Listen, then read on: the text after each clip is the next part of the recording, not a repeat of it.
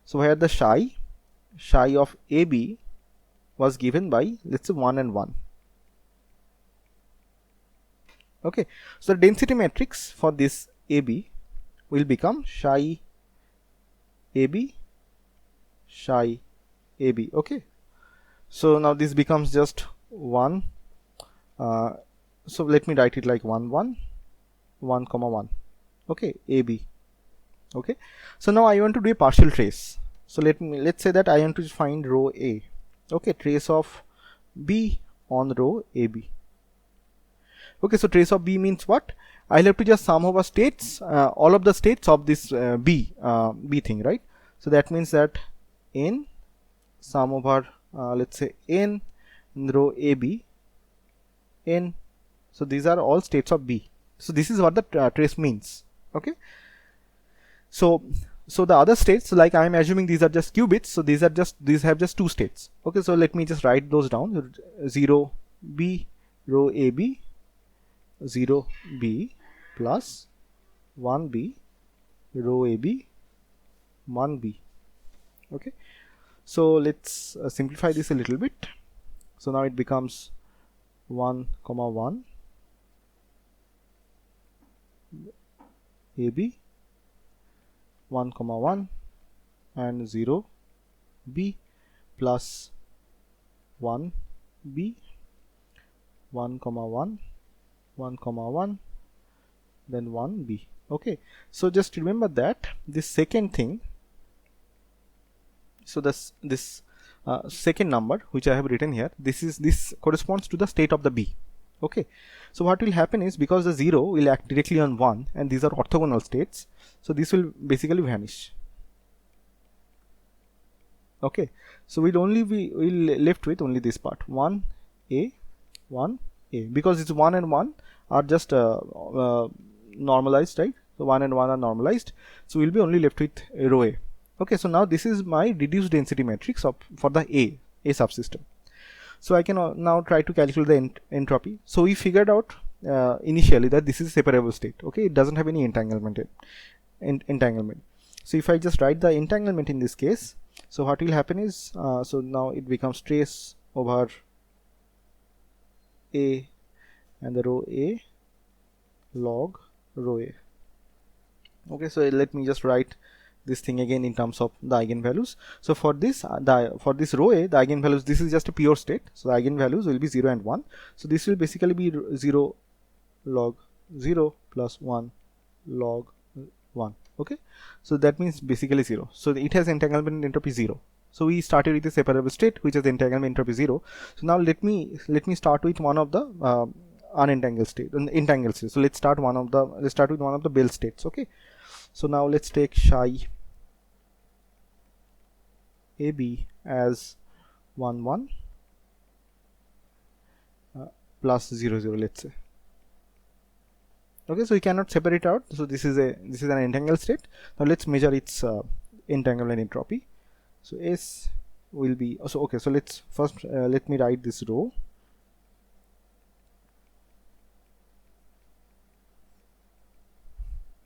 So now this becomes 1 by 2 1 1 1 1 plus 0 0. So these are the direct terms and there are the cross terms 1 1 0 0 plus 0 0 and 1 1. Okay, so here the first argument means it is a state of A and the second argument means it is a state of B. Okay, so this is my density matrix. So let me calculate the row A here also. So trace over B row AB. Okay, so let me directly write the trace. So this becomes 0. Okay, so if I will have 0, then what will happen is, okay, so let me just directly do that. 1 1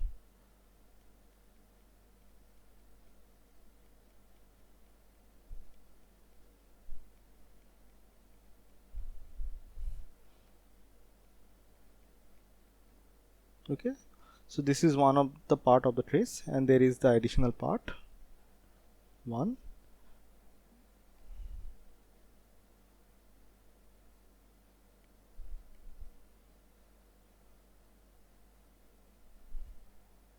and there is 1.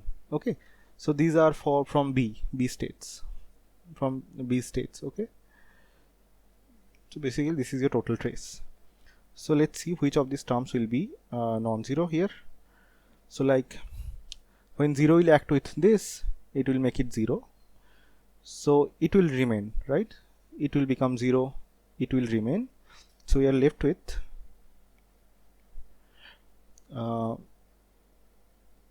yeah, so we are left with 1. Okay, so we are left with 0 0 a plus 0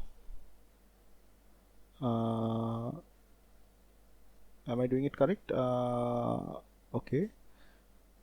Okay, so let's just step back a little bit. So 0b will act on this thing 1, and then 0b from here will act on this thing, so this will make it 0.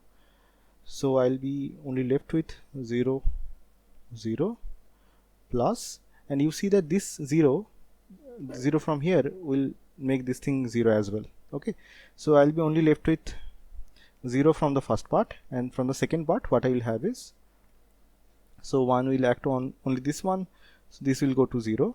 So 1 will act on this one and this will go to 0, and when this one will act on this one, it will make it 0 also. Okay. So now this becomes 1 1. Okay, and there is a overall half. Okay, so basically if you just now think about this matrix representation of the 0. So 0 was the 1 0 state, and 1 was your 0 and 1 state. Okay, so if you write this, it becomes just an identity matrix. Okay, so for an identity matrix, it's like with a half, so the eigenvalues, row A eigenvalues are just half and half. Okay, so now we can again calculate this entanglement entropy. Trace over A row log row is equal to minus summation over k and lambda k log lambda k. Okay, so this becomes half log half plus half log half, there is additional minus sign, so this becomes half log 2. Okay, so basically, okay, no half, basically log 2. Okay, so this is not 0, right? So this is the maximum entropy that you can have. So that's why this these Bell states are called this maximally entangled state. So whenever you will see that whenever your reduced density matrix become proportional to identity, then you will get only a maximally entangled state. So like what you are getting here for Bell states. Okay, so just to recap this part a little bit. So we started with a separable state, and we calculated the calculate this reduced density matrix by tracing over the B, and then we calculate the entanglement entropy. So then we found that this becomes basically 0 whenever the states are separable. And on the other hand, so we started with a Bell state. We similarly calculated the density reduced density matrix. Okay, and then we looked at this entanglement entropy, and we found that this actually becomes log 2. Okay, so is this okay? Any doubts, any questions? So this is a measure, a quantitative measure of the entanglement. Okay, so if there is no question, let me just go to the last part.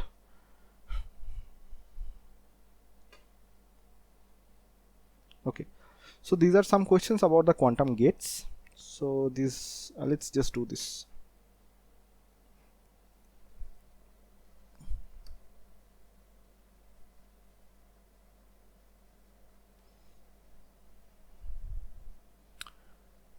Okay, so as you have studied CNOT gate in the lecture, so let's try to revise the CNOT gate a little bit. Okay, so what does the CNOT gate do? CNOT gate actually, it is called a conditional NOT gate. Okay, so let me before doing that, let me remind you a little bit about the XOR gate. Okay, so XOR gate, I hope you have studied XOR gate while doing digital electronics.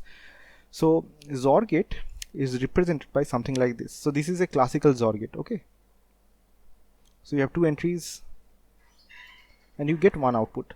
So output is like x plus y, and this plus is actually modulo 2 sum. Okay, so what does modulo 2 sum means? So like if I have 1 plus 0, then I will have 1. If I have 0 plus 0, then that is 0. If I have 1 plus 1, then it becomes 2. And when it becomes 2, then I have to take the modulus with respect to 2. Then it becomes again 0. So this is the modulo summation. Okay, so now let's say that I am also measuring this input also. So I am keeping two input and two output. Okay, one output is same as one of the input. So we can basically write the truth table of this thing also, right? Like we do in this classical gates, we do write the truth table. Okay, so how do you write this? You start with writing the input and output. So my input is x and y, and output is x and x modulo 2 summation y. Okay, so I'll write all of the possibilities here. So x is copied on the right hand also, so I'll just copy that x part. Okay, so 0 plus 0, this modulo summation is 0, and then 0 plus 1 will give you 1, and again 1 plus 0 will give you 1, but 1 plus 1 give you 0. So this is the basic XOR gate that you study, right? So this is the XOR gate. So let's also look at the CNOT gate also, and you will find it to be very similar. Okay, so CNOT gate is so in quantum circuits it is represented something like this. So we have two lines and there is this kind of connection. Okay, so this is called a CNOT. So from here you give some state, from here also you give some state, and here you get something else. Okay, so let me write like in the same notation. So here let's say you give x state, here you give y state. So these are just quantum qubits. Okay, and this becomes x and this becomes x mod y. Okay, so x this is again modulo summation, modulo 2 summation. So here, so there are a little bit of terminology that you should know. This black dotted thing is called a this is called a control bit, and this crosshair kind of thing, this looks like this is called a target bit. Okay, so what does this basically do? So whenever the control bit is 0, then do nothing to the target bit.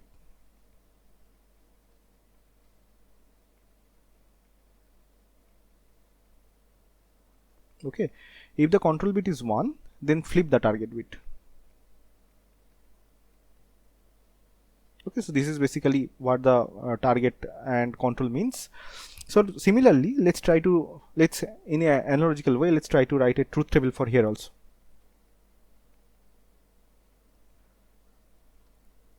So similarly, we will write input, output, x, y, x, and x plus y. Okay, so similarly 0 1 0 1, and you will find that because this is just a modulo 2 summation, this becomes exactly same as 0. Okay, so basically my XOR gate, my CNOT gate is basically same as XOR gate, but there is much more to it. So you see that in case of this classical gates, you basically give two numbers, right? So you basically give 0 or 1, 0 or 1 to the states. Okay, but in this case you can actually give it any state. It doesn't have to be 0 1. You can give it any qubit state. Okay, you can give it any beta.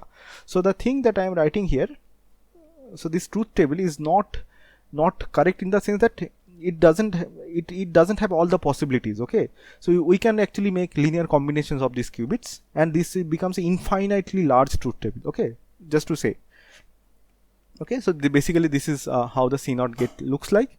So is this okay? So like this is a traditional kind of diagram which is used to represent the CNOT gate. Okay, any question for this thing?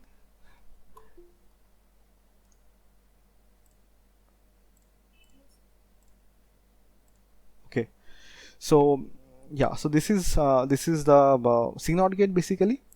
So now another question is like from the 0 0 state. So this is a 2 qubit state. Okay, prepare in the 0 0 state. So you are asked to prepare a Bell state. Okay, so you have again, so you have to do some quantum operation onto this composite state, and somehow you'll have to go to this Bell state. Okay, so let's see that how we can do that. So basically, so let me just show you how this can be done.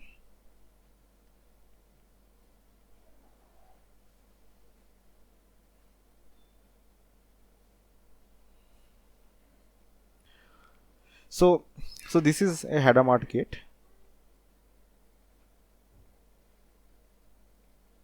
and this is a C0 gate, which are so I have written them in a parallel in series. Okay, so here I will give one bit on this line, I will give another bit on this line. So my initial state is actually 0A 0B, right? So that's why I am feeding these two bits from the left hand side. Okay, so these bits will flow, and first the Hadamard state will act. Okay, so the Hadamard gate is given by 1 by square root 2 1 1 1 minus 1.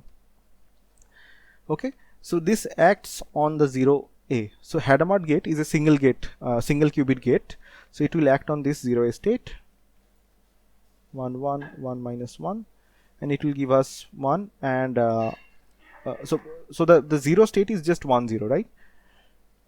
So now I'll have 1 by square root 2, so 1 and 1.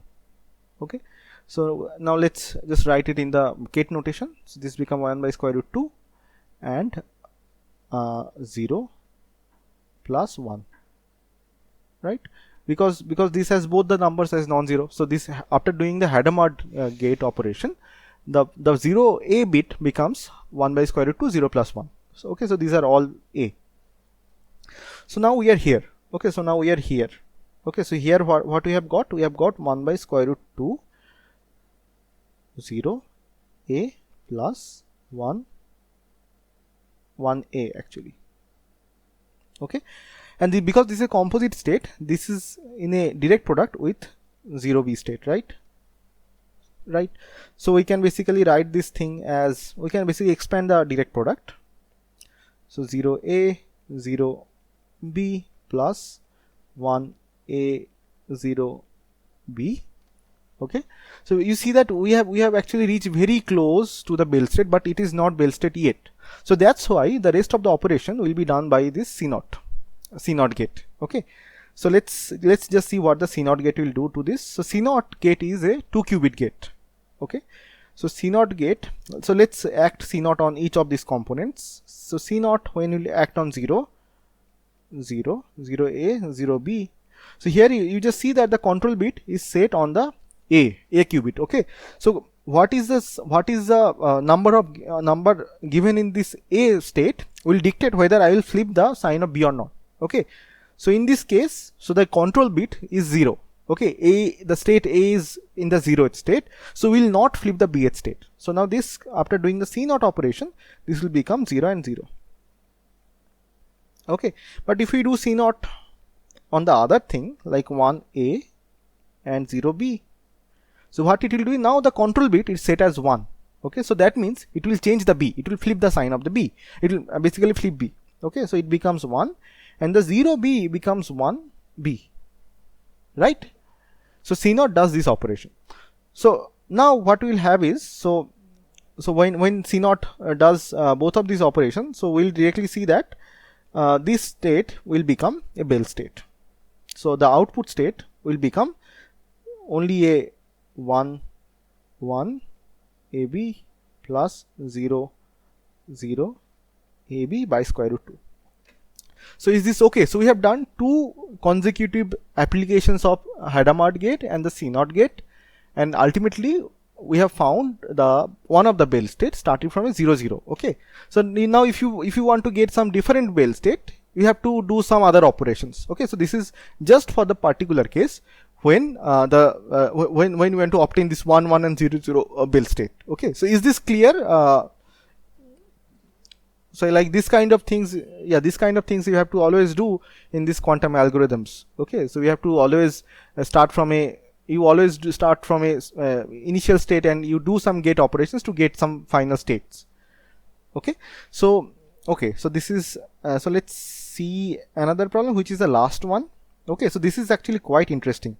So so using this quantum gates, we can actually basically generate, we can make a random bit generator. Okay, so let's see how to do that. So a random bit generator.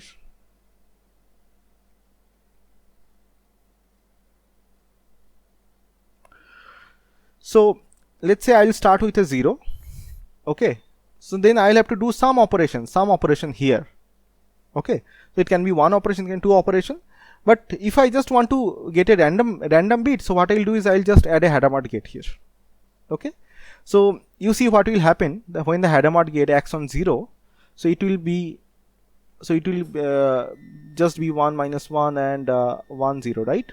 So this will become 1 1 with half, with square root 2, basically 1 by square root 2 and 0 and 1. Okay, so now you see that I have started with a 0 state, and I have obtained 1 by square root 2 0 plus 1. Okay, so you see that because this is, I mean, this is a superposition, right? So whenever, so each time I will measure it, so what is the probability of getting 0? So probability of getting 0 is, so you just overlap this, so let me call this state psi. So 0 is psi, and you just take a mod square, so this will give you half. Okay, and what is the probability of getting 1? So you just take the state 1 and you just overlap with psi, and you take a mod square. Okay, so this means at each time you will get, you will measure the bit, it will become 50-50 chances you will get 0 or 1. Okay, so 50-50 chance means that this becomes totally arbitrary. You will not be able to say that, okay, at this measurement I will get 1 or I will get 0. So this is a single bit random number generated. Okay, so because the chances are 50-50, I do not know what will give. So this is like a coin toss, but it's a quantum coin toss kind of thing. So this is a totally random, and the randomness comes from the quantum mechanics. Okay, so basically, so I mean, so in classical random number generators, so these are not like totally random. So what we do in computers, so these are not like totally random, these are called pseudo random random number generator. So why is that? Because if you run that random number generator for long enough, you will see that the same sequence actually will come up. So that is not a truly random, so that's why it is called a pseudo random number generator. So okay, so this is, I have obtained a single bit, but how do I obtain how do you obtain a n number of qubits, random bits? So like we'll just stack all of these things. Okay, so let's say I want to get a n number, let's say that I want to get 4 bit random number generator. Okay, so I'll just start with 0 h. So I'll feed all of these inputs to a Hadamard gate. Okay, and I will measure at all of these points. Okay, so this, let's say this becomes my bit 1, this becomes my bit 2, this becomes my bit 3, this becomes bit 4. Okay, so let's say this is my okay, so like, so these are like 4 random numbers, right? So these will basically give me all numbers starting from 0 0 0 0 to 1 1 1 1, so all numbers between that. So this becomes a 4-bit random number generator, right? So you can stack similar n number of this kind of quantum circuits to get actually n number of n bit quantum random generator. Okay, so yeah, so this is all what I want to talk about. So is this okay, or any question?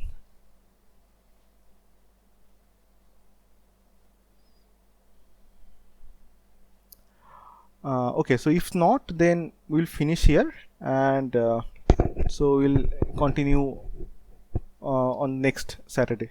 Okay, okay then. Okay, have a good weekend. Thank you, sir. Okay.